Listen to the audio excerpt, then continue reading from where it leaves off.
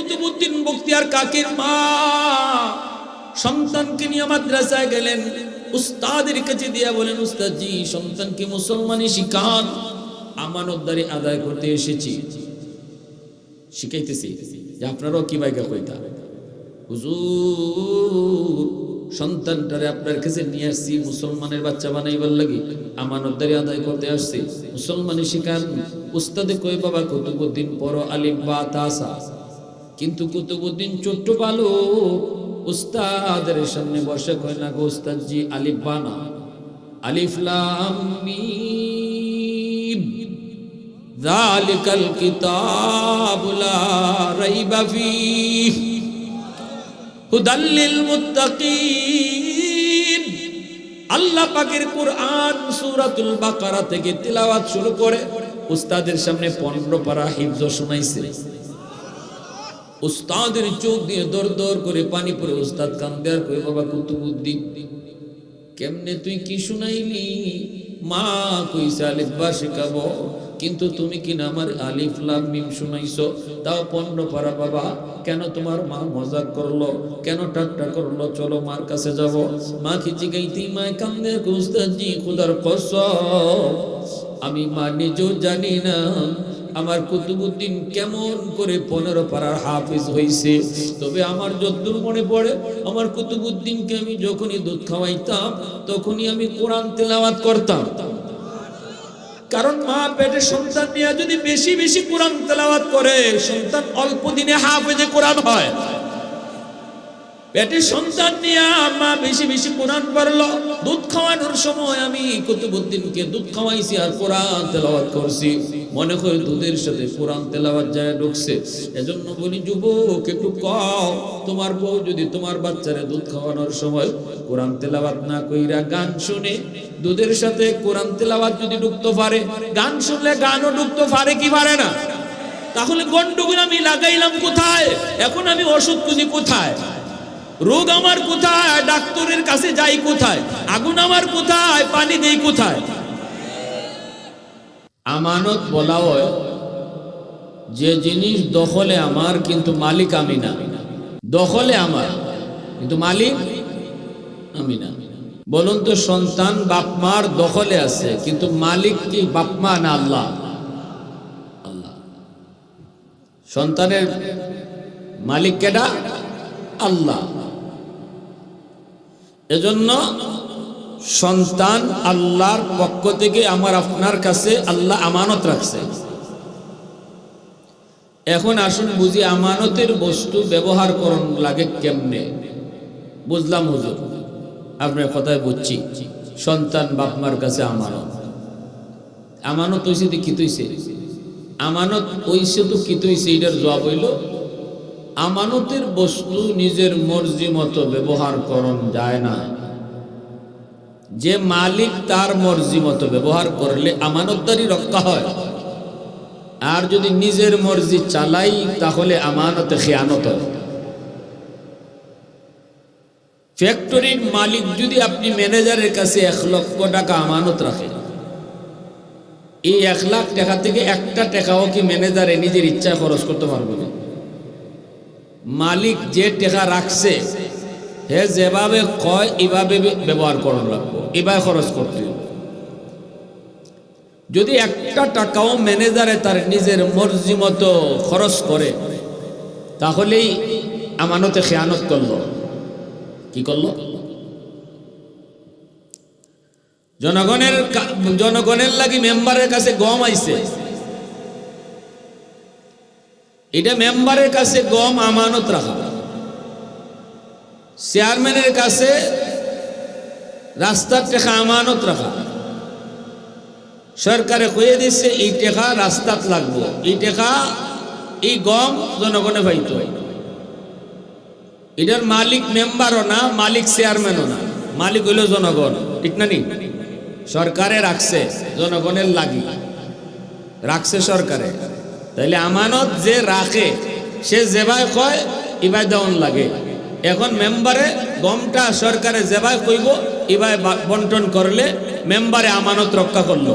আর যদি একটা গমও 1 KG গমও 1/2 KG গমও মেম্বারে তার মর্জি মতো সে খরচ করে, তাইলে আমানত কি তৈল? খেয়ানত হইল। কি তৈল? এটা বুঝছেন না আপনারা? এটা বুঝলে আমার কথা বুঝতে সোজা হইব। এখন এই যে সন্তান আমার আপনার কাছে আল্লাহ আমানত রাখছে, এই সন্তানের আমানতদারি আমি কেমনে রাখতাম?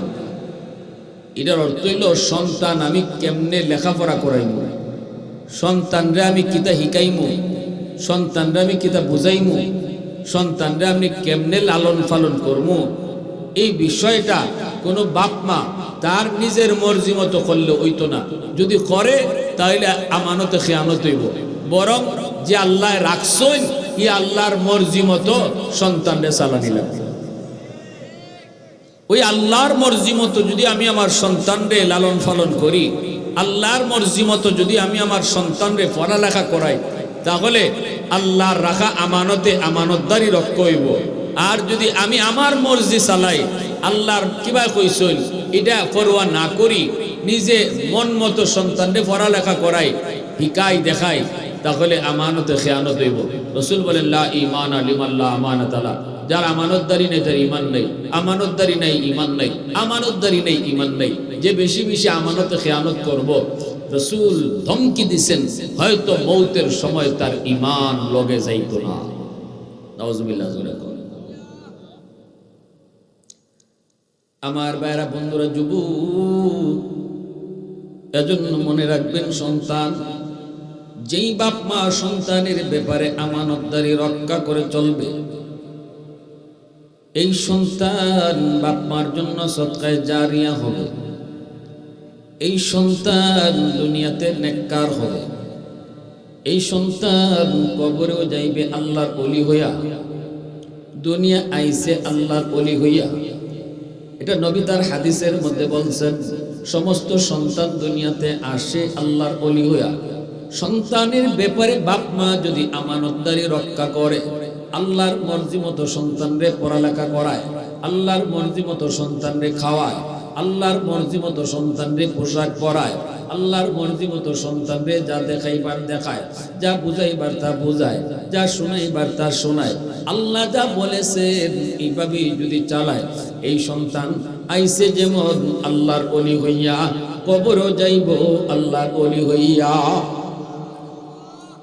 মা থাকবে না, বাবা থাকবে না, একদিন বাবা কবরে শুয়ে থাকবে, মা কবরে শুয়ে থাকবে।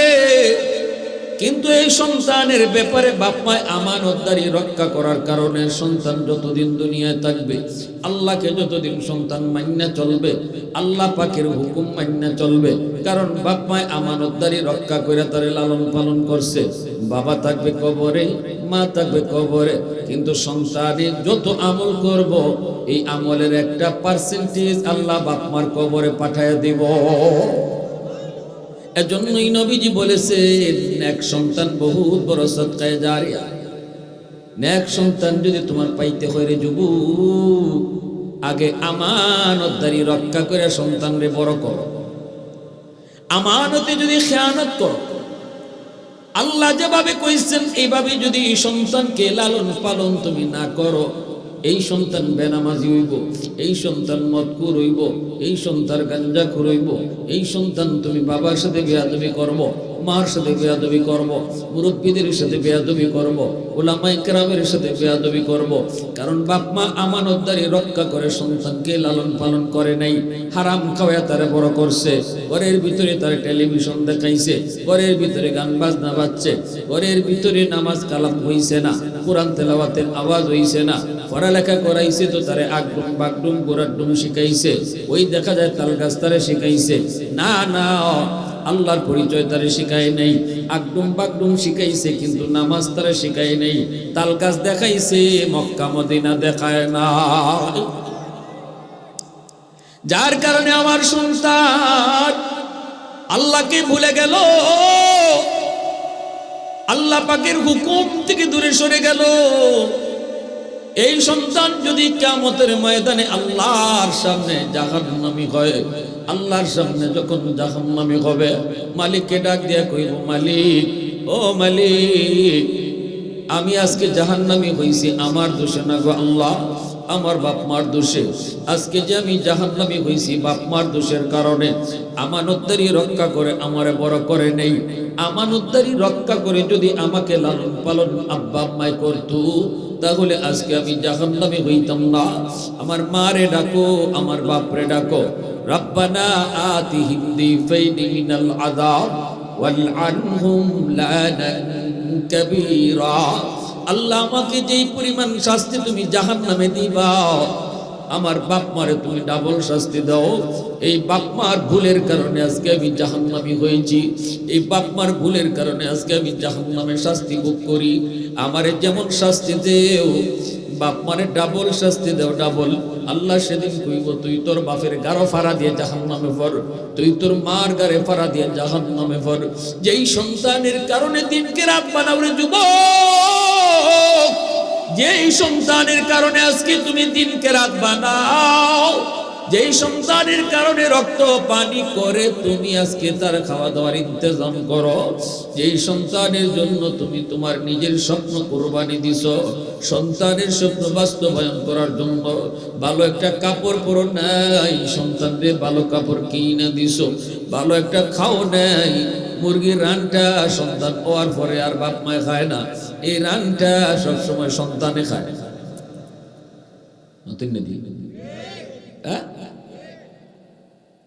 আমার মনে পড়ে না যে আমার বাচ্চা কাচ্চা ওয়ার ভরে আমি রান খাইছি, কিন্তু এর আগে তো হুরবাড়ি যত গেছি শাশুড়ি তো রানটা আমারই খাওয়াইছে।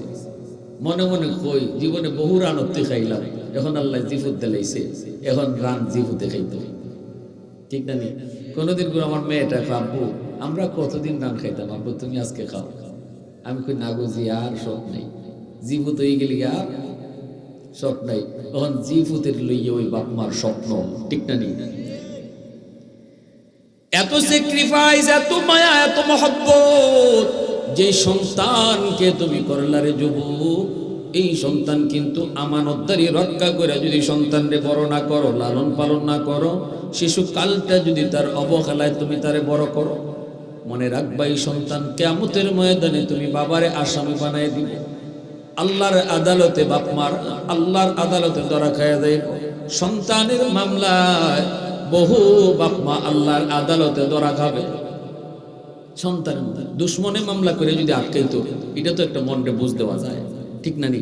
কলিজার টুকরা সন্তানে মামলা দিয়ে আটকাই দিবে। কারণ হাসরের মা কেউ কাউরে প্রতি বিন্দু পরিমাণ দয়া দেখাবে না। হাসরের মাঠে দয়া নাই। হাসরের মাঠে কি নাই? সন্তানে চাইব মা বাপের গাড়ে দোষ চাপা দিয়া কেমনে বাঁচত। বাপ মা চাইব সন্তানের গাড়ে দোষ চাপাইয়া বাঁচত, বন্ধু চাইব বন্ধুর গাড়ে দোষ চাপাইয়া বাঁচত, ভাই চাইব ভাইয়ের গাড়ে দোষ চাপাইয়া বাঁচত, বউ চাইব স্বামীর গাড়ে দোষ চাপাইয়া নিজে বাঁচত, স্বামী চাইব বউর গাড়ে দোষ চাপাইয়া নিজে বাঁচত। ইয়াউমা ইয়াফিরুল মারউ মিন আখিহি ওয়া উম্মিহি ওয়া আবিহি ওয়া সাহিবাতিহি ওয়া বানিহি লিকুল্লি ইমরিইন মিনহুম ইয়াউমাইযিন শা'নুন ইউগনিহি।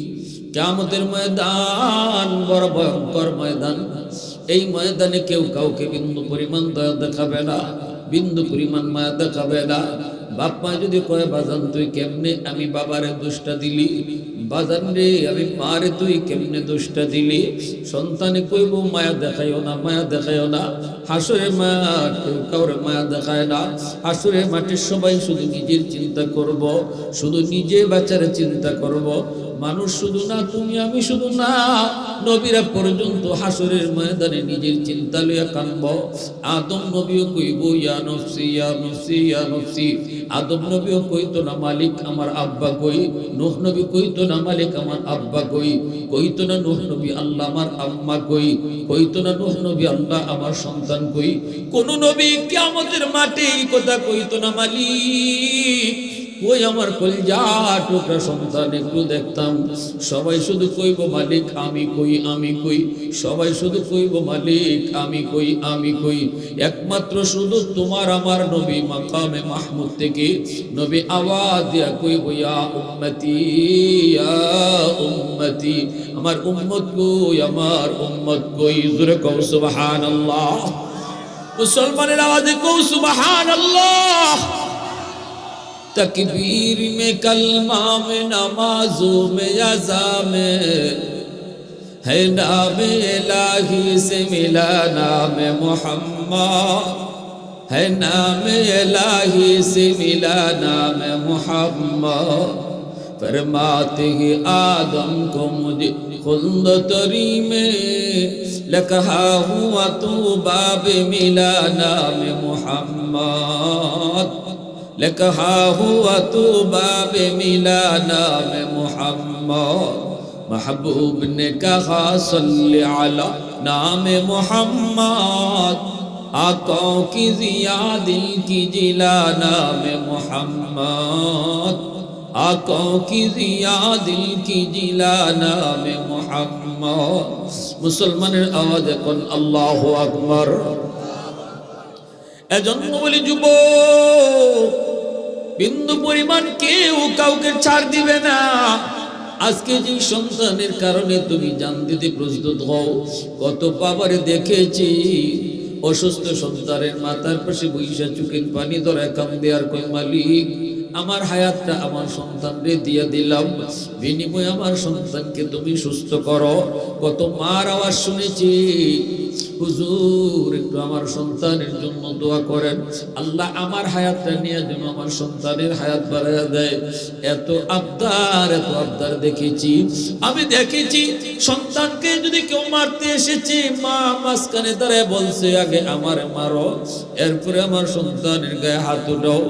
এত দরদ, এত মায়া, এত মহব্বত যে সন্তানের প্রতি তুমি আমি করলাম রে যুবক।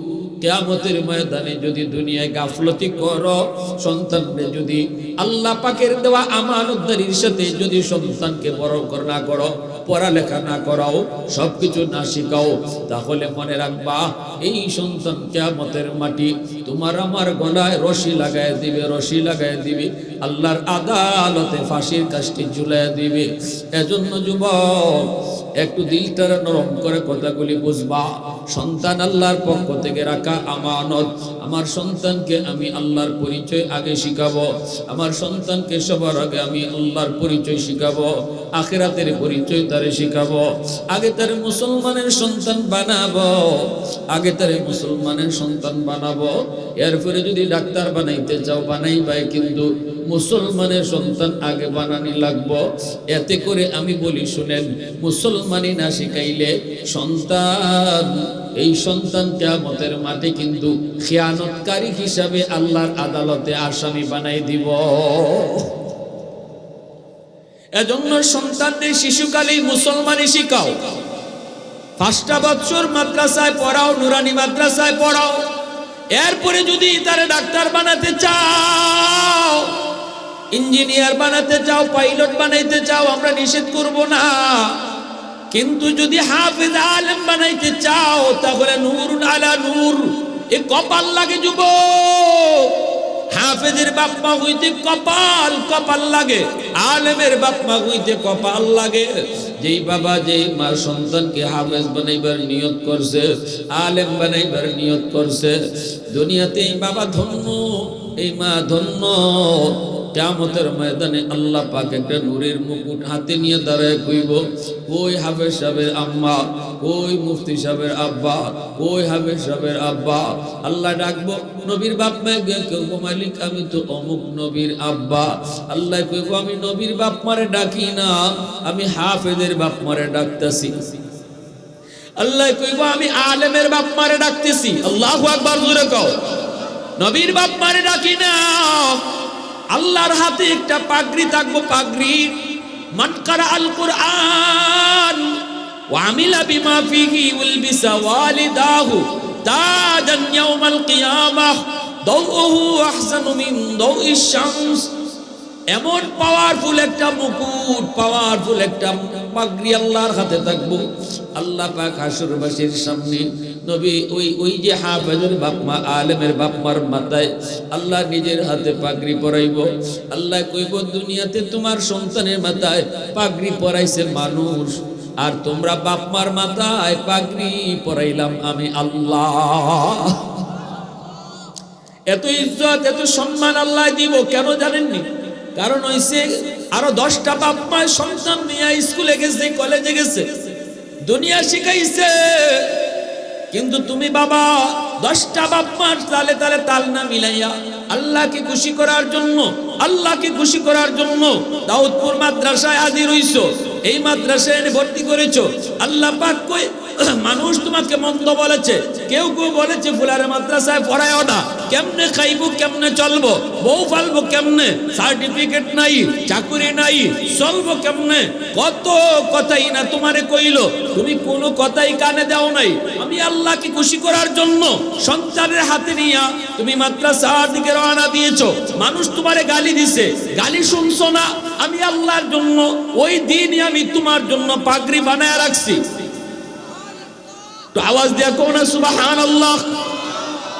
ওই দিনই আমি আল্লাহ তোমাকে সম্মানী বানায় রাখছি। কিয়ামতের ময়দানে হাজারো কোটি কোটি মানুষের সামনে আল্লাহ পাক হাফেজের বাপ মা, আলেমের বাপ মার মাথায় আল্লাহ পাগড়ি পরাইব।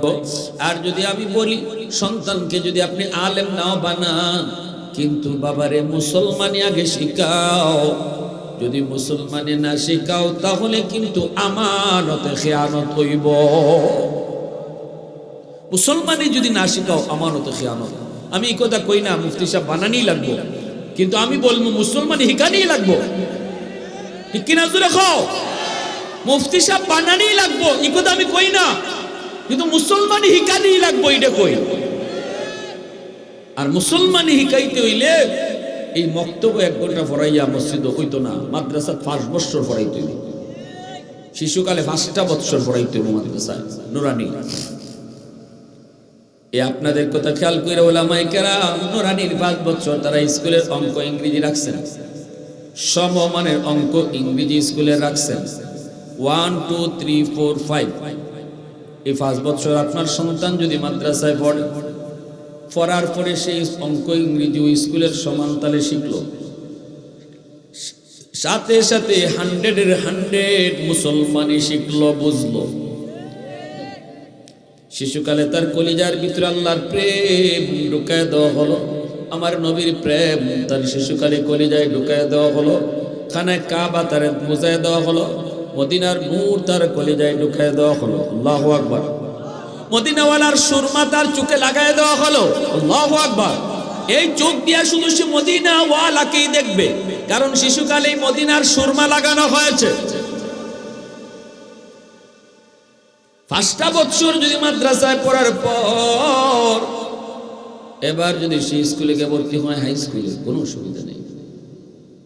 মাদ্রাসা এখন ভালো টিচাররা খাওয়ায়, অঙ্ক ইংরেজি বুঝাই ভালো লাগে। ক্লাস 5-এ যে অঙ্ক ইংরেজি, এটাও তো মাদ্রাসায় ক্লাস 5-এ পড়ানো হয়েছে নুরানিতে, এখন সে স্কুলে ভর্তি হতে পারবে। আপনি ডাক্তার বানান, অসুবিধা নাই, কিন্তু মুসলমানি হিকায়ে তারে ডাক্তার বানাইছেন, মুসলমানি হিকায়ে তারে পাইলট বানাইছেন, মুসলমানি হিকায়ে তারে এবার আপনি ইঞ্জিনিয়ার বানাইছেন। এই ছেলে আপনার জন্য সদকায়ে জারিয়া, এই ছেলে নামাজ ছাড়বে না, এই ছেলে বাপ মার সাথে বেয়াদবি করবে না, এই ছেলে কোরআনের বিরুদ্ধে কথা বলবে না, এই ছেলে আমার নবীর বিরুদ্ধে কথা বলবে না।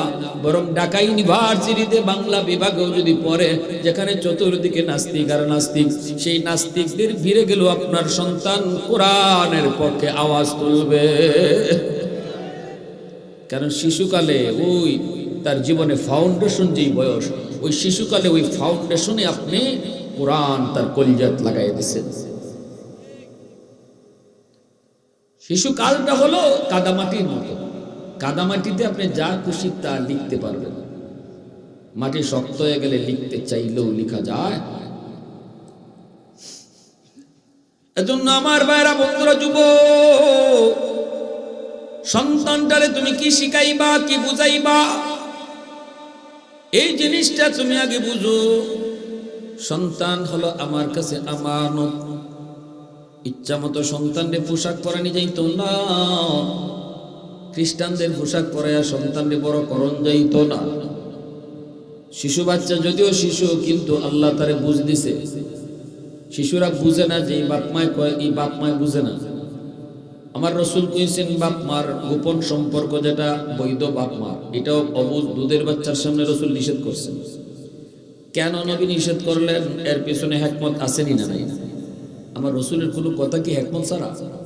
আপনি যদি এই সময় করি নবী এটা কি কইল, এটা দুধের বাচ্চা, দুধের বাচ্চা কি বুঝে? আল্লাহ রসুলের থেকে কি আপনি বড় পণ্ডিতই গেছেন নাকি? আমার আপনার পণ্ডিতি দেখানো গিয়ে শেষ, এখান থেকে আমার রসুলের কথা শুরু। মাতুন্না বল, আরো জোরে কও।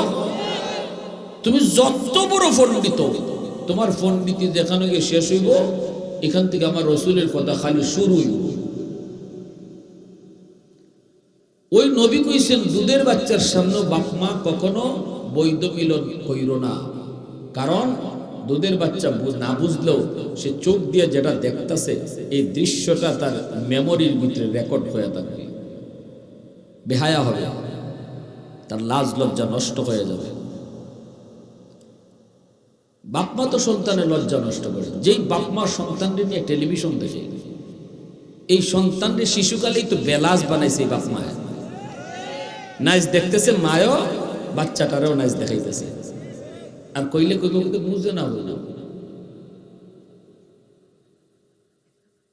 ওই হাফ প্যান্ট পরাই আর সেন্টু গিন্টি পরাইয়া চুনো মেয়েটারে লই আইছে শহরের ভিতরে। আমি কইলাম ভাই আপনি প্রথম কাতারের সামনে নামাজ পড়েন, আপনি মেয়েটারে ইমান আনলেন কেন? হুজুর কি বুঝে না তো, বালি বুঝে না।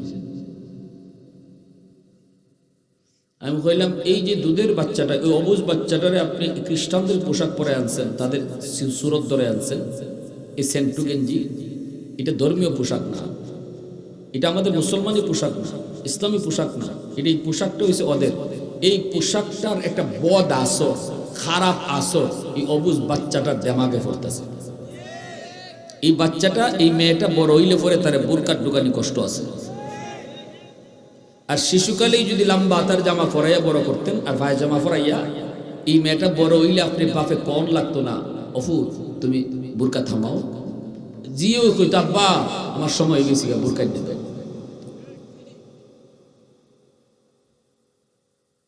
এজন্য বাপ মারে আল্লাহ রসুল দায়ী করছেন, আমি না, আমারে আপনারা দোষেন না, আল্লাহ রসুল দায়ী করছেন। কুল্লু মাউলুদিন ইউলাদু আলাল ফিতরা فأبواه يهودانه أو ينصرانه أو يمجسانه।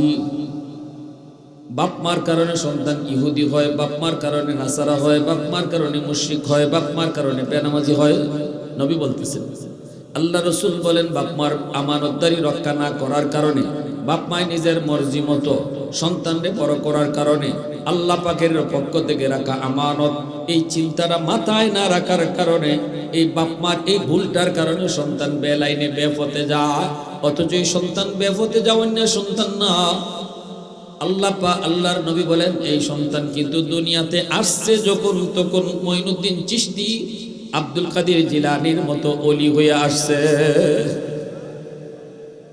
আব্দুল কাদের জিলানী যেভাবে আল্লাহরে চিনে, আমার আপনার সন্তান দুনিয়া আসার সময় এভাবে আল্লাহরে চিনে দুনিয়াতে আসে।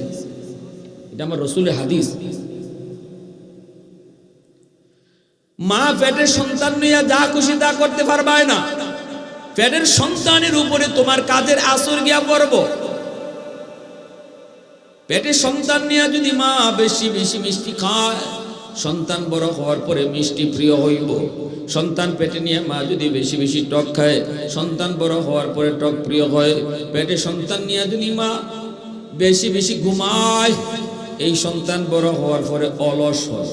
ঘুমের আসর গিয়ে বাচ্চার উপরে পড়ছে। আর পেটে সন্তান নিয়ে যদি মা ঘরের কাম কাজ টুকটাক করে, ডাক্তারে কইছে ভারী কাম করতো না, কিন্তু টুকটাক কাম করতে তো নিষেধ করছে না। টুকটাক কাম কাজ যদি মা করে, খালি সারাদিন আর সারা রাত ঘুমায় না, পেটো বাচ্চা এই উজর দিয়ে সারাদিন সারা রাত যদি মা ঘুমায়, তে এই আইসামিটা বাচ্চার উপরে পড়ে। আর অভিজ্ঞতার আলোকে কইছেন এই বাচ্চাটা বড় হইয়া অলস হইব। আর যদি ঘরে টুকটাক কাম কাজ করে, তাহলে সন্তান বড় হইয়া কর্মঠ হয়। পেটে সন্তান নিয়ে যদি মা বেশি বেশি গান শুনে, গান, এই সন্তান বড় হওয়ার পরে গায়ক হয়, মার সামনে গান গাইব, বাপের সামনে গান গাইব, তখন বাপে খাইন্দা লাভ হইত না। হুজুর ফুলা যে বেহায়া আইছে, হুজুর একটা তাবিজ দিবি, বলে কি তুই ফিরিতের গান আমি বাপের সামনে খাইলাই।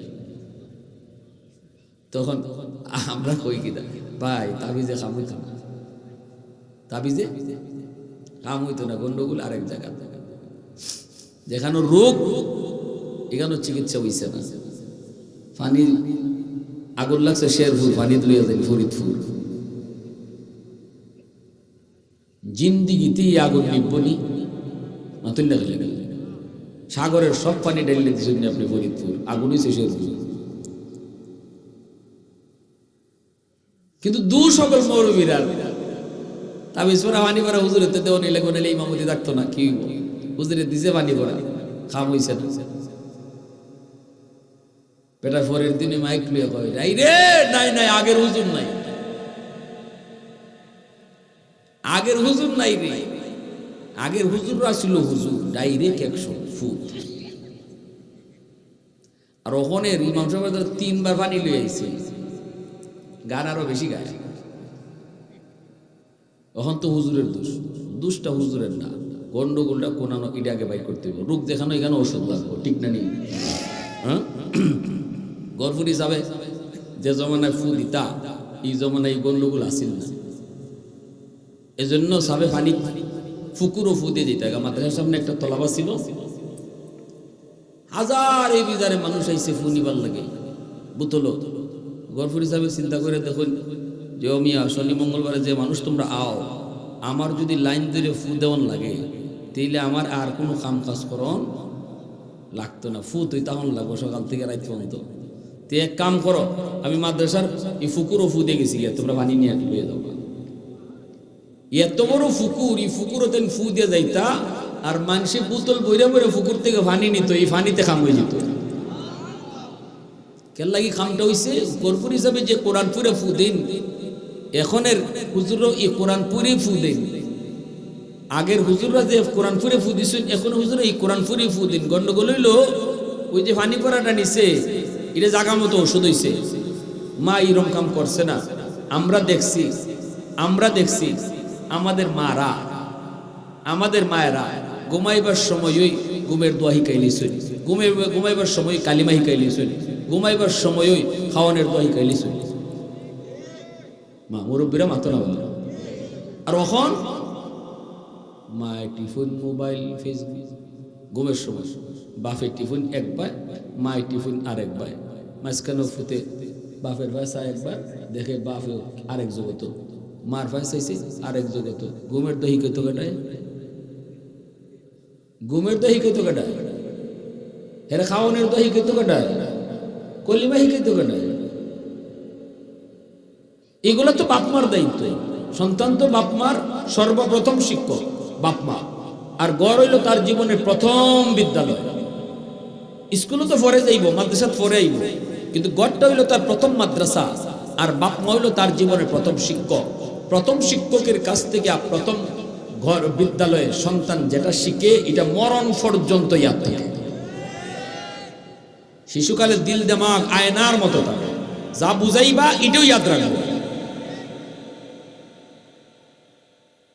খাওয়ানোর সময় খাওয়ানোর দোয়াটা শিখাও। সন্তান কইব আম্মু এই দোয়া শিখতে পড়লে পরে কি হয়? আপনি মা কইবেন আল্লাহ খুশি হয়, আল্লাহ খুশি হয়। সন্তান কইব আম্মু আল্লাহ যদি খুশি হয় কি হয়? তখন কইবেন আল্লাহ পাক জান্নাত দিব, জান্নাত। অবুজ বাচ্চাটা তখন কইব আম্মু জান্নাত কারে কয়? আপনি তখন কই দিলেন বাবা জান্নাত হলো মরণের পরে চিরস্থায়ী শান্তির জায়গা। এই যে জান্নাত শব্দটা আপনি বললেন, জান্নাতের পরিচয়টা সংক্ষেপে তারে শোনায় দিলেন। এই জান্নাত শব্দটা আর জান্নাত নামটা তার কলিজার ভিতরে মরণ পর্যন্ত লেখা থাকবে। বাবা বাম হাতে খানা খায় না, আল্লাহ নারাজ হয়। অবুজ বাচ্চারা কই বাম্মু আল্লাহ নারাজ হইলে কি হয়? কারণ বাচ্চারা বেশি বেশি প্রশ্ন করে, ঠিক না? বাচ্চারা খাসলো দিল, একটা কইলে আরেকটা, একটা কইলে আরেকটা, কইবা আল্লাহ নারাজ হইলে জাহান্নামে যাওন লাগবে। বাচ্চা কই জাহান্নাম হবে না? জাহান্নাম হইল মরার পরে সবচেয়ে কঠিন শাস্তির জায়গা, খালি আগুন আর আগুন। আল্লাহ রাখছি সাপ বিচ্ছু, অনেক ভয়ঙ্কর এক জায়গা। এই যে আপনি জাহান্নাম কইয়া এই পরিচয়টা তারে শুনাইয়া দিলেন, জাহান্নাম শব্দ, এই জাহান্নাম নামটা এবং জাহান্নামের পরিচয়টা অল্প কথায় শিশুকালে যেটা শিখাই দিছে, এটা মরণ পর্যন্ত ইয়াদ থাকবো। আমার আব্বা আমার এই শিশুকালে সালাম শিখাইছেন, বাপ মায় সালাম কালাম শিখাইতো, এটা বাপ মার দায়িত্ব, ঠিক না নি? মুরব্বী দেখলে সালাম দিও, মুরব্বী দেখলে সালাম দিও। আল্লাহ মুরব্বীরা দোয়া নিও, যেই সন্তান যেই যুবকে মুরব্বীরারে বেশি দেখলে সালাম দেয়, এই সালাম দেওয়া মাত্রই মুরব্বীর অন্তর থেকে একটা দোয়া হয়। এই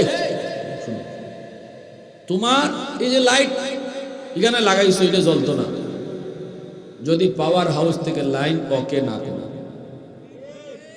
তোমার আবার জীবনও আল্লাহ কিছু লাইট লাগাই দিছে, জ্বালাই দিছে, জ্বালাইবার লাগে আল্লাহ কইছে লাইন ওকে করো পাওয়ার হাউস থেকে। কোনটা পাওয়ার হাউস? আল্লাহ কইছে 1 নাম্বার হইল বাপ মা, 2 নাম্বার হইল মুরব্বীরা, 3 নাম্বার হইল উলামায়ে কেরাম। এদের কাছ থেকে দোয়া নিও, সালাম কালাম কইরা ভদ্রতা দেখাইয়া, মুরব্বীরার কাছ থেকে, আলেমদের কাছ থেকে, বাপমার কাছ থেকে যখনই তুমি দোয়া পাইবা, তখনই তোমার জীবনের বাতিটা আল্লাহ জ্বালাই দিবে। জীবনের বাতি তখন আল্লাহ জ্বালাইব যখন পাওয়ার হাউস থেকে লাইন ওকে থাকবো। আর যদি বাপমার দিক থেকে তোমার লাইন কাটা থাকে, বাতি লাগাই আছে জ্বলতো না।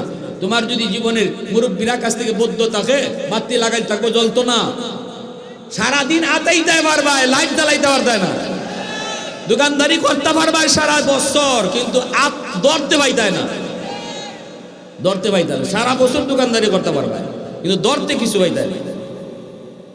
লাইট আতাইতে পারবা, জ্বালাইতে পারতে না। লাইন ওকে করো, লাইন ওকে মুরব্বীরার থেকে, ঠিক কিনা জোরে খাও। এর জন্য আমার ভাইরা, বন্ধুরা, যুবক, একটু খেয়াল করে শুনো। যেই মা সন্তান পেটে নিয়ে বেশি বেশি গান শুনবো, এই সন্তান বড় হওয়ার পরে গান প্রিয় হয়। কিন্তু যেই মা পেটে সন্তান নিয়ে বেশি বেশি কোরআন তেলাওয়াত করব, এই সন্তান অল্প দিনে হাফেজে কোরআন হয়। এবার একটু বুঝো, এবার বুঝো বুঝো বুঝো। মা যদি বেশি বেশি কোরআন তেলাওয়াত করে, সন্তানের উপরে যে কোরআন তেলাওয়াতের আসর পড়ে, এবার আমি আমার সন্তানের মা কারে আম্মু একটু খেয়াল করা দরকার আছে নি না নাই? আমার সন্তানের মা যদি গান শুনে, গান গায়, সন্তান গায়ক হয়। আর মা যদি কোরআন তেলাওয়াত বেশি বেশি করে, তাহলে সন্তান হাফিজ সাহেব হয়। এখন আপনি বাবা কোন, এই যুবক যুবক যারা আছে এখন কই ভাই, তোমার পুত্রে গায়ক বানাইতে না হাফিজ বানাইতে? ওগুলো কইছে না রে, সুবিধা লাগছে না? ফাইটটা জায়গায় তো না সূরা রহমান তেলাওয়াত করতে। সূরা রহমান যদি তেলাওয়াত করন লাগে, তাইলে বিয়া করবার আগে ওই বউটা কিরো মানতেছে ওইটা দেখুন লাগবো নি? আমার বাচ্চা ফেটলিয়া গান গাইব না, তেলাওয়াত করবো, এটা দেখুন দরকার আসেনি? নাকি খালি সুন্দর দেখে বিয়া করতে হয়? লন্ডনী লন্ডনী ফাইলে তো অবশ্যই নেই, দুরু খালার দোলা উদ্দ, ঠিকটা নি? এজন্য আল্লাহ রসুল কইছে ফাসফার বিজাতে দ্বীন, দ্বীনদারি দেখে বিয়া করা। কারণ বিয়া করার অর্থ বউ আনা না, বিয়া করার অর্থ হইল আমার সন্তানের মা আনা। এটা মাথাত রেখে বিয়া কইর। বউ কয়দিন, এরপরে তুই মা হইব। একটা আদর্শ মা আনো, তাইলে আদর্শ সন্তান পাইবা। পর্দানিসীন দেখে আনো, কোরআন তেলাওয়াত করে এমন আনো। খালি বউ পর্দা করে কিনা এটাও না, দেখো তোমার হৌরি যেটা হইব তাই নি পর্দা করো। গুরাত যাও আগে, যদি দেখো হৌরিও পর্দা করুন, আর যারা বিয়া করবা সেও পর্দা করুন, 100% শিওর ওকে আছে, ঠিক না নি? হাই রে হাই, কোন জমানা তাইলাম। জোয়ান মেয়েটারে টাইট ফিট জামা পরে আম্মা লইয়া বাইরে গেছি গিয়া আম্মা পড়ছে বুড়া মিট্টে পড়ছে বুরকা বুড়া বেটি ঢাকা আমরা তো দেখি বুড়া বেটি বুরকা পড়ছে আর জোয়ান যেটা এটারে লইয়া বাইরে গেছি গিয়া একবারে টাইট ফিট জামা পরাইয়া হাই হাই হাই হাই হাই এজন্যই মনে রাখবা বিয়া করার আগেই চিন্তা করো বউটা কিরম আনা দরকার।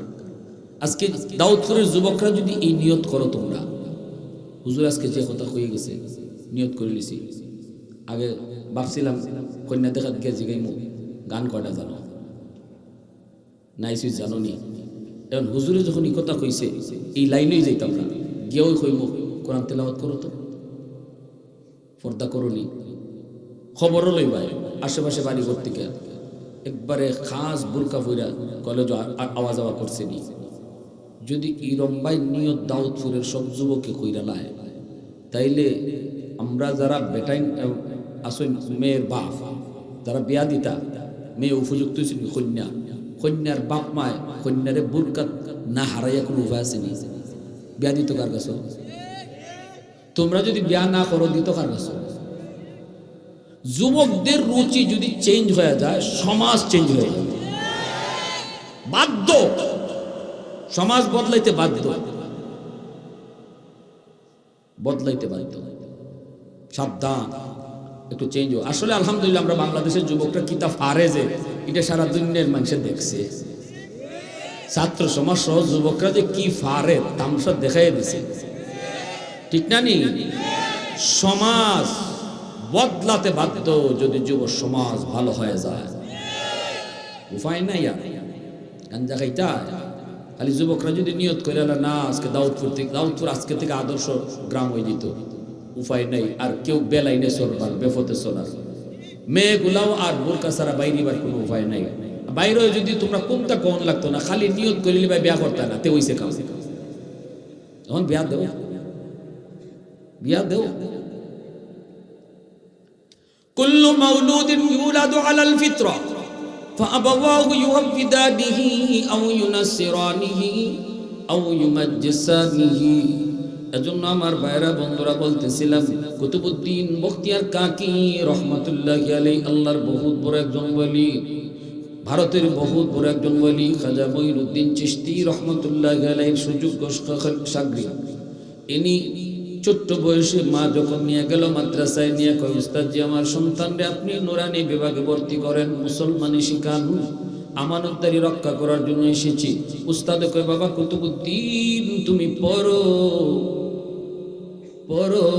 আলিফ বা তা সা যতটুকু মা শিখাইবার ঘরে এতটুকু শিখাই নিয়ে গেছে মাদ্রাসায় নেওয়ার আগেই কিন্তু বাপ মার কিছু শিখানির দায়িত্ব আছে ঘরে কিছু দায়িত্ব আসেনি না নাই সালাম কালাম শিখানি এটা হুজুরি শিখাইতো এটা তো মাই শিখাইতে হয় বাপে শিখাইতে হয় বাচ্চারা দেখলে সালাম কালাম করো মুরব্বী দেখলে সালাম দিতে হয় আমার আব্বার দ্বারা আমার আব্বার এরকম একজন এই বন্ধু বসা আমি এই সময় ক্লাস 3-তে না 4-এ পড়ি জানি মনে নেই আব্বার কাছে আব্বার বন্ধু আমি ওই রুম থেকে আব্বার তার আইয়া ঢুকছি কিন্তু সালাম দিছি না বলতে হইতো ভালো সালাম যে শিখছি না তা না সালাম আব্বা আমার শিখাইছে আমার আব্বা তো জেনারেল শিক্ষিত আলিম না আমরা ফ্যামিলি কেউই আলিম না আমি শুধু একলাই নিলাইনি সবাই জেনারেল শিক্ষিত ওরা আমার ছোট ভাইটা আইন উপদেষ্টা আসিফ নজরুল তার একান্ত সচিব শামসুদ্দিন মাসুদ তো আব্বা তো একজন সরকারি ডাক্তার বর্তমানে রিটায়ার্ড তো আব্বার বাসায় বসা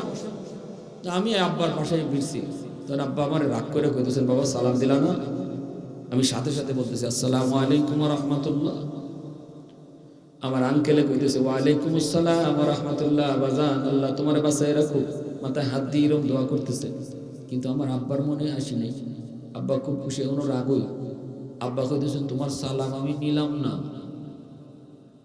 তুমি রুম থেকে বাইরো যে ভাই আব্বাই সালাম শিখাইছি ভাই সালাম দিবাই বলছি না যে রুমে ঢুকবার সময় সালাম দেওয়া এখানেও সালাম দিলে মানতাম না রুম থেকে বাইরো বাইরিয়া রুমে ঢুকবাই সালাম দিয়ে ঢুকবাই আমার আঙ্কেলে কইতেছে ভাই ছোট মানুষ বুঝে না বাদ গেলাম সালাম তো দিছই বাদ দিলাম আব্বা কইতেছে ভাই এখন যদি তার সালামটা আমি লই সারা জীবন মনে থাকতো না আর যদি রুম থেকে বের করায় তারে সালাম দিয়া রুমে আবার ঢুকাই জীবন ভর মনে থাকবো ওই যে আব্বা আমারে রুম থেকে বের করেছিলেন, সালাম দিয়ে ঢুকছিলাম, তখন পরে আমি স্কুলে, এই যে সালাম দিয়ে ঢুকছিলাম, আজকে 35 বছর পরেও সেই সালামের কথা ইয়াদ আছে। বাবা হওয়া সহজে যুবক, আদর্শ বাবা হওয়া কঠিন। মা হওয়া সহজ, আদর্শ মা হওয়া কঠিন। ওই যে কুতুবউদ্দিন বখতিয়ার কাকির মা সন্তানকে নিয়ে মাদ্রাসায় গেলেন, উস্তাদের কাছে দিয়া বলেন, উস্তাদজি সন্তানকে মুসলমানি শিখান, আমানতদারি আদায় করতে এসেছি, শিখাইতেছি যে আপনারাও কি বাইকা কইতা। হুজুর সন্তানটারে আপনার কাছে নিয়ে আসছি মুসলমানের বাচ্চা বানাইবার লাগি, আমানতদারি আদায় করতে আসছি, মুসলমানি শিখান। উস্তাদে কই বাবা কুতুবউদ্দিন পড়ো আলিফ বা তাসা, কিন্তু কুতুবউদ্দিন ছোট্ট বালক উস্তাদের সামনে বসে কয় না গো উস্তাদজি আলিফ বা না, আলিফ লাম মিম যালিকাল কিতাবু লা রাইবা ফীহি হুদাল লিল মুত্তাকিন। আল্লাহ পাকের কুরআন সূরাতুল বাকারা থেকে তিলাওয়াত শুরু করে উস্তাদের সামনে 15 পারা হিফজ শোনাইছে। উস্তাদের চোখ দিয়ে দর দর করে পানি পড়ে, উস্তাদ কান্দে আর কই বাবা কুতুবউদ্দিন কেমনে তুই কি শুনাইলি, মা কইছে আলিফ বা শিখাবো, কিন্তু তুমি কিনা আমার আলিফ লাম মিম শুনাইছো, তাও 15 পারা বাবা। কেন তোমার মা মজাক করলো, কেন ঠাট্টা করলো, চলো মার কাছে যাব। মা কি জিগাইতেই মায় কান্দে, উস্তাদজি খোদার কসম আমি মা নিজেও জানি না আমার কুতুবউদ্দিন কেমন করে 15 পারার হাফিজ হইছে। তবে আমার যতদূর মনে পড়ে, আমার কুতুবউদ্দিনকে আমি যখনই দুধ খাওয়াইতাম তখনই আমি কোরআন তেলাওয়াত করতাম। কারণ মা পেটে সন্তান নিয়ে যদি বেশি বেশি কোরআন তেলাওয়াত করে, সন্তান অল্প দিনে হাফেজে কোরআন হয়। পেটে সন্তান নিয়ে মা বেশি বেশি কোরআন পড়লো, দুধ খাওয়ানোর সময় আমি কুতুবউদ্দিনকে দুধ খাওয়াইছি আর কোরআন তেলাওয়াত করছি, মনে হয় দুধের সাথে কোরআন তেলাওয়াত যায় ঢুকছে। এজন্য বলি যুবক একটু কও, তোমার বউ যদি তোমার বাচ্চারে দুধ খাওয়ানোর সময় কোরআন তেলাওয়াত না কইরা গান শুনে, দুধের সাথে কোরআন তেলাওয়াত যদি ঢুকতে পারে, গান শুনলে গানও ঢুকতে পারে কি পারে না?